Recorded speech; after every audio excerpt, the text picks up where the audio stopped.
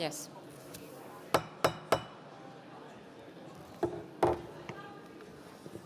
Dear friends, dear colleagues, please take your seats so that we can begin with the inaugural session.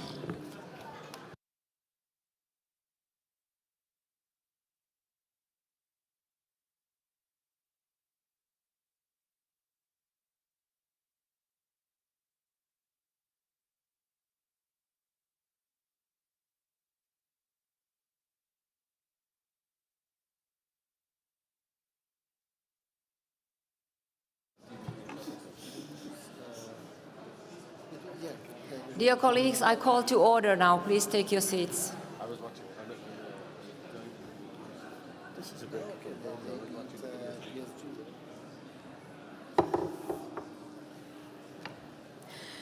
Dear colleagues, welcome to Dublin. It is a great pleasure to see you all here. Let me first warmly thank our Irish hosts for their generosity and their hospitality over these next few days. This afternoon, we have the pleasure to welcome the Cian Corla of Dáil Éireann, Speaker of the Lower House of the Parliament of Ireland, His Excellency Mr. Sean O'Farrell, and the head of the delegation of Ireland to the OSCE, Mr. Michael Creed. We will open our autumn meeting with inaugural addresses. Afterwards, we will take a break and then proceed with the first session of the Parliamentary Conference. Before we begin, let me also remind delegates that they may register for our debates by signing up to the OSCE Secretarial Office. I first invite Speaker O'Farrell to deliver his address. Madam President, thank you for the welcome and for the opportunity to address this historic gathering, the first time that we have had an OSCE meeting here in Dublin. Can I say straight away that I really admire your gong?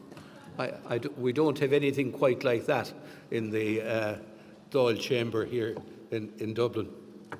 Chomhaltaí den Tionól Parlamentach, members of the Assembly, including my Irish colleagues, your leader Michael Creed and Senators Clonan, Cassells and O'Reilly.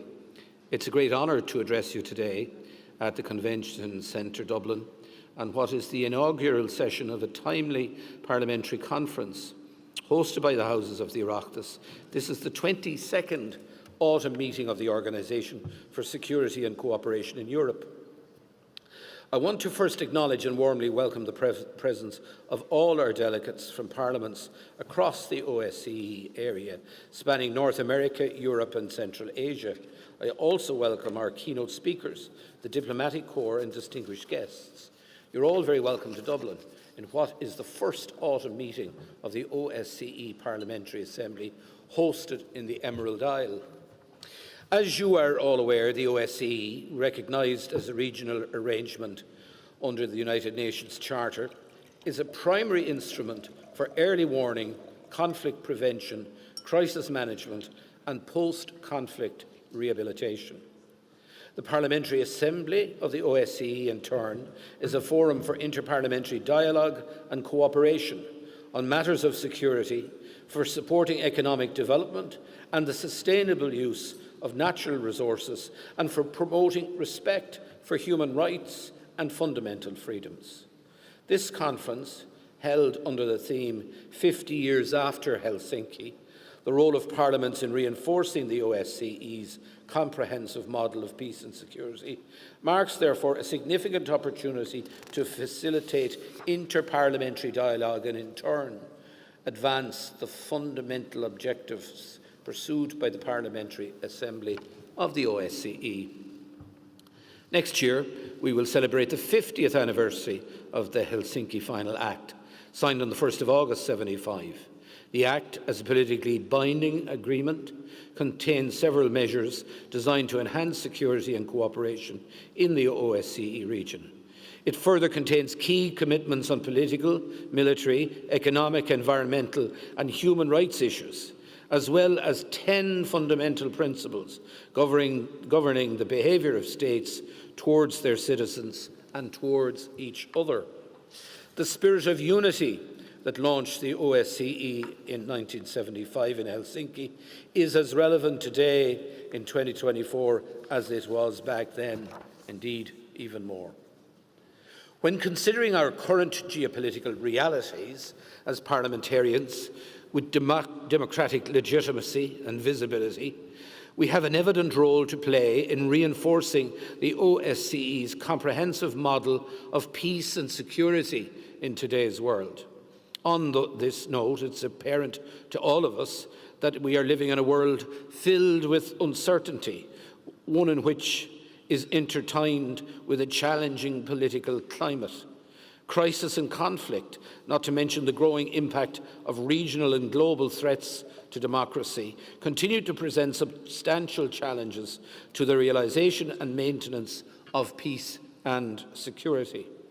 As parliamentarians, we can and we must play a crucial role in raising and maintaining awareness of these issues and of the role played by the OSCE in building bridges across our region. The OSCE's strength today, as in the past, is that states with differing values, cultures and historical experience sit together and establish, through consensus building and political compromise, common rules for living together. In today's climate, therefore, it is important that we as parliamentarians recognise the added value of the organisation for all our citizens. We can also do more to actively engage with our respective states and other parliaments to stem corruption and its spread, to support security and peace operations, to guarantee election integrity and to promote human rights and fundamental freedoms. While the OSCE's Parliamentary Assembly is a venue where concrete recommendations can be put forward on all of these matters, we must not forget, however, that parliamentarians play a crucial role in ensuring that these recommendations are met with genuine political will. Elected members of national parliaments, many of whom are present today, further play a crucial role in influencing policy priorities, holding governments accountable and providing a firmer democratic foundation to advancing peace and cooperation across the globe. The OSCE Parliamentary Assembly and its national delegations are crucial in fostering political dialogue to address challenges such as a lack of political attention, financial resourcing, or a presence on the ground. Sustaining this dialogue is absolutely vital. Over the next 2 days, this conference will address topics such as the OSCE's conflict cycle, MPs' role in the climate crisis and migration governance. Reflecting on Ireland's experiences with discrimination and the 25th anniversary of the Good Friday Agreement, remembering the sacrifices and the political leadership shown to achieve a successful outcome, we are reminded here in Ireland that peace and security cannot ever be taken for granted. In summary, parliaments have a key role to play in promoting the OSCE's core values, reducing conflicts and building trust amid the geopolitical challenges. I cannot conclude my remarks without recognising the dire humanitarian circumstances ongoing in the Middle East and in Ukraine and indeed in other theatres. These conflicts have had a disproportionate impact on civilians, especially women and children. Schools and hospitals have not escaped these brutal wars, impacting on education and provision of healthcare services. Achieving lasting ceasefires and an avenue to peace has proved to be most challenging, but I implore you as fellow parliamentarians to maintain focus on these crises. Our efforts must seek to end the indiscriminate killing and the suffering of innocent civilians and secure the release of those held hostage. We currently need to achieve a peaceful resolution to these conflicts. I applaud the international organisations who are working day and night and at great risk to themselves to provide aid and care to literally millions of people. The ongoing war in Ukraine has also led to a dire humanitarian crisis, with millions of people displaced and in need of temporary shelter. I ask those behind the weapons of these wars, those who supply them and those who use them, to look inside their hearts, search for their own humanity, and bring it to bear on ending these dreadful conflicts. Let us here today deliver a message from this Assembly that we will support the parliamentarians who find the courage to stand up to their leaders, to address their actions which impose consequences and suffering on their neighbours and their own people. We as parliamentarians must demonstrate the courage ourselves to keep a focus on these wars and help in every way we can to find a peaceful solution that can and must be maintained. I think, colleagues, so often about the 450 members of the Duma from whom we have never heard a solitary word about Putin's cruel, brutal and illegal war in the Ukraine. How is it that someone like Alexei Navalny had the courage, knowing exactly what lay in store for him, to stand up to Putin, but not one of the puppets in the Duma can do likewise? In conclusion, I would like to reiterate my gratitude for the opportunity to join you today to highlight the role of parliaments in reinforcing the OSCE's comprehensive role of peace and security. I wish you all a productive conference and look forward to your deliberations, and encourage you to get out and enjoy your time in Dublin as well. Go raibh míle maith agaibh.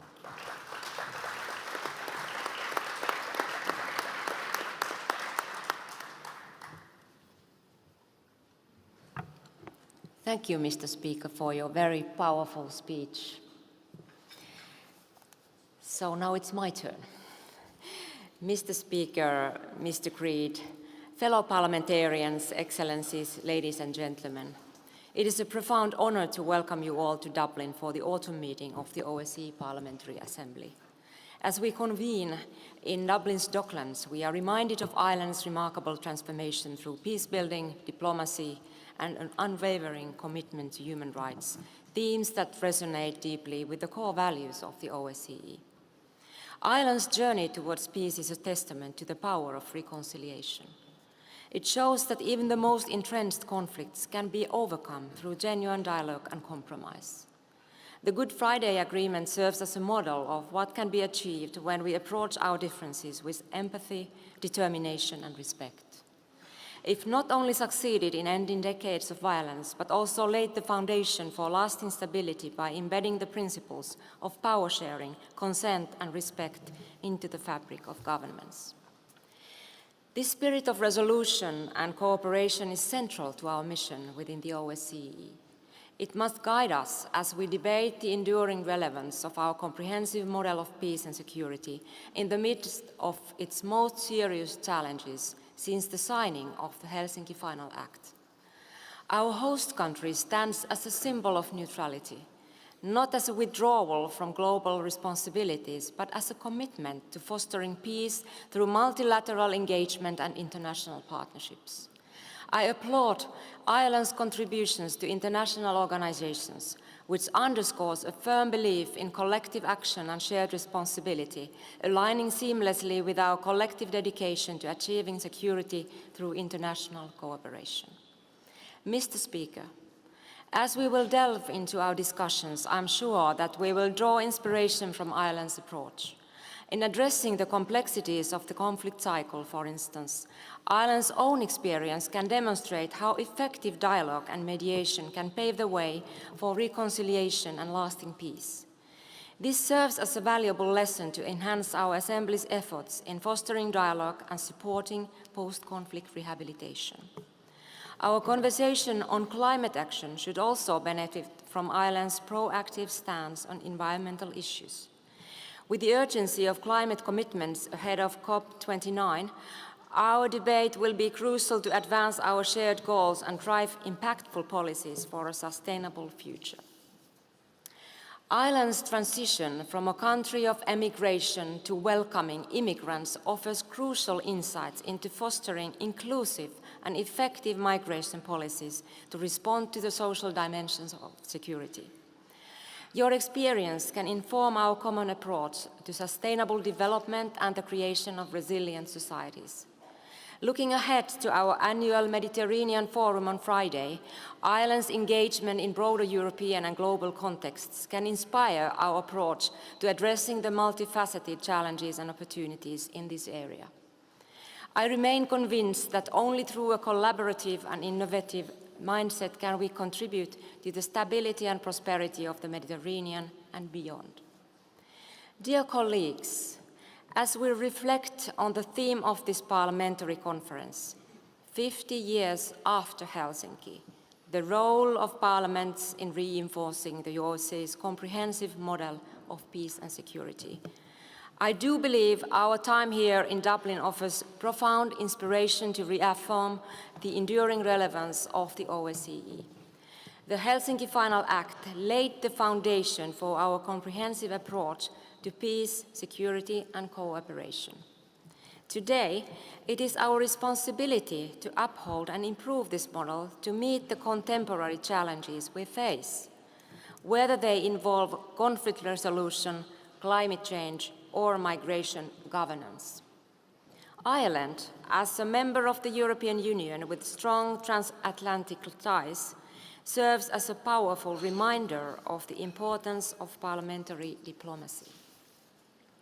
Its active role on the global stage emphasizes how parliamentary action can drive forward our shared vision for a more peaceful and secure world. There is an Irish proverb that says that there is no strength without unity. There is no strength without unity. The strength of the OSCE Parliamentary Assembly lies precisely in our unity, our commitment to the Helsinki principles, and our dedication to dialogue, cooperation, and meaningful action. As we embark on our discussions, let us be inspired by Ireland's example. With this shared resolve, we can address the challenges ahead and build a more secure, equitable, and sustainable future for us all.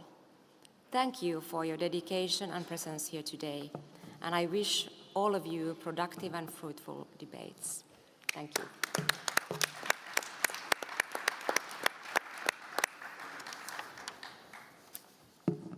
And dear colleagues, I now invite Mr. Creed to deliver his address. Thank you, Madam President. Count Corla, Shauna Farrell, dear colleagues and members of the Parliamentary Assembly. As head of the Irish delegation to the Parliamentary Assembly of the OSCE, I'm delighted to be able to address you today during the inaugural session of this parliamentary conference. Echoing the sentiments of our previous speakers, I want to further extend a warm welcome to all of our delegates, including fellow parliamentarians from the OSCE region, members of the diplomatic corps, keynote speakers, and distinguished guests. You're all very welcome to Dublin in what I hope will prove to be a worthwhile and productive autumn meeting of this Assembly. Delegates, as you know, it is customary for the hosts to present each delegate with a gift. And I'm sure we will all privately admit that when we go to pack our bags after visiting Birmingham or Vienna or Copenhagen or wherever this Assembly carries us, we often find that those gifts are just a little too large or a little unwanted and are left in hotel rooms and conference rooms. We are, as a consequence, as your hosts, breaking with this tradition this year by doing something more sustainable. Instead of delegate gifts, as your hosts, we are making a financial contribution to the Nature Trust. The Nature Trust will use that contribution to plant native Irish woodlands. So instead of creating more stuff that's largely unwanted, our gift will grow into a wonderful resource that will take in carbon from the atmosphere, improve biodiversity for many generations to come. It is a gesture to the importance of climate change, which, as we know, the OSCE recognises as a threat multiplier with consequences that shape security landscapes. You can find out more about this fantastic project from the Nature Trust themselves up on level 1 when we break for coffee after this inaugural session. I hope this smattering of applause means that this initiative meets with your approval, and if so, I hope it's something that can be replicated at future meetings. We in Ireland are strong supporters of the OSCE. As a founding state, Ireland has been an active OSCE participating state since the Helsinki summit almost 50 years ago. The organisation's vision coincided back then and continues to coincide with what has been a long-standing focus of Irish foreign policy, the promotion of peace and security through multilateral cooperation and respect for human rights and the rule of law. This conference's theme, 50 years after Helsinki, the role of parliaments in reinforcing the OSCE's comprehensive model of peace and security, signifies an important opportunity to strengthen our responsibility as parliamentarians and elected members of national parliaments to continue to uphold OSCE's principles and commitments. As member of the Political Affairs and Security Committee of the OSCE Parliamentary Assembly, I further welcome the opportunity to use this platform to highlight the active role played by parliamentarians in reinforcing the OSCE's comprehensive mandate for peace and security. By means of illustration, in September of this year, I had the privilege of serving as Special Coordinator and leader of the short-term OSCE Observer Mission to Azerbaijan in the context of the country's early parliamentary elections in what was a common endeavour involving the OSCE EPA and ODIHR. In the context of that endeavour, the Assembly and the ODIHR worked in cooperation to determine whether Azerbaijan's elections complied with the OSCE's commitments and other international standards for democratic elections. In doing so, we worked towards making an important contribution to consolidating democracy in the OSCE region. While this is just an example, it demonstrates the role of parliamentary diplomacy in working towards building bridges and promoting cooperation and genuine dialogue. Moreover, parliaments, as the direct representatives of citizens, have an active role to play in raising awareness of the mandate of the OSCE, as well as of the issues faced by the OSCE.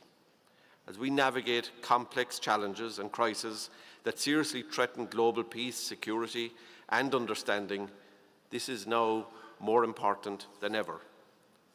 As we approach the 50th anniversary of the Helsinki Final Act, it is important, therefore, that we maintain the spirit of unity that shaped the mandate of the OSCE within the global parliamentary community, and that we reinvigorate this spirit.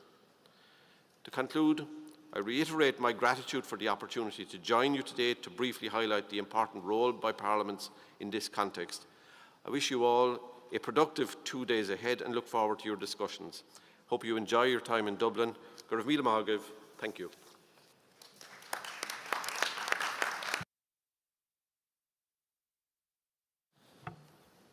Speaker O'Farrell, dear Michael, thank you very much for welcoming our members this afternoon. We are grateful to be able to meet in Dublin this week.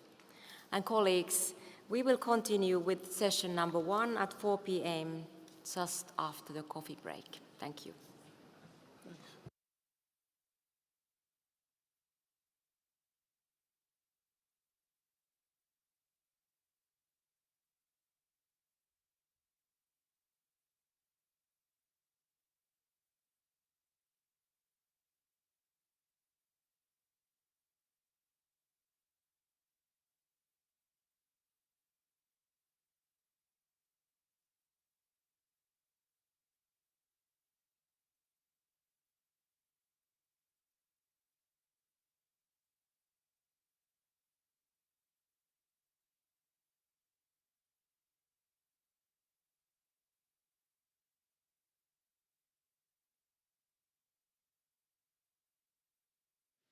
Hello, 1, 2.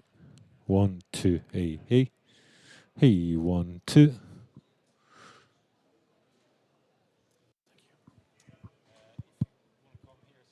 Yes. Yes.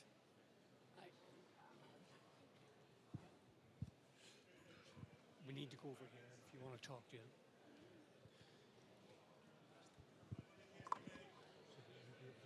Coming back. Sean, hello. David here from the Oireachtas. Can you hear me? Excellent, excellent. That's great news.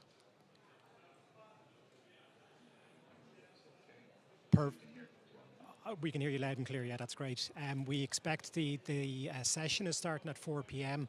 and we expect you'll probably be called to mic about 4:30ish. Sounds good. I'll be in from the beginning. Excellent. That's great. Thank you. Okay. Bye. Is he using headphones? Is he using the microphone on the computer? I'm not sure. Will I check it out? Please, Yeah. if we could, it'd be ideal if he's wearing like a Headpiece. headphones. Yeah. Like, in other words, it'd be good, better if he doesn't have a speaker. Okay, for feedback, is it? Yes. Yeah, yes. yeah, Like cool. if he has headphones, it'll be better, Spot or on. a very quiet speaker would be ideal. Look, is that live now? It's live to him. Okay. Just so- Sean, hey, how are you? David here again. I'm just wondering, are you using headphones or are you using the speakers on your laptop? I'm using a Jabra, which should not give you any feedback. That's great. Amazing. Thank you, Sean. Yeah. Bye. Thank you.